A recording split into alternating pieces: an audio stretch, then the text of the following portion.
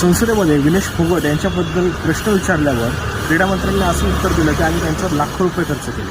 क्रीडा मंत्र्यांनी सरकारने त्यांच्यावर लाखो रुपये जरी खर्च केले असतील तरी पण हे लाखो रुपये मंत्र्यांनी किंवा त्यांच्या सरकारने काय स्वतःच्या बापाच्या घरातून आणले होते का? विनेश फोगट यांच्यावर तुम्ही पैसे खर्च केले कारण त्यांची क्वालिटी होती, पण तुमच्या प्रशासनाने तिथं काय झक मारली हे तुम्ही बघा ना. विनेश फोगटनी त्यांच्यावर केलेल्या खर्चाची पूर्ण रिफंड तुम्हाला देण्याचा प्रयत्न केला, पण तुमचं प्रशासन नालायक ठरलं. तुमच्या प्रशासनावर रोख नाही, दबाव नाही, आणि म्हणून विनेश फोगटसारख्या एका गुणी खेळाडू आज ऑलिम्पिकमधल्या सुवर्ण पदकाला मुकले आणि हा देशसुद्धा सुवर्ण पदकाला मुकलेला आहे. याला जबाबदार फक्त तुमचं कुचकामी धोरण आहे हे लक्षात ठेवा.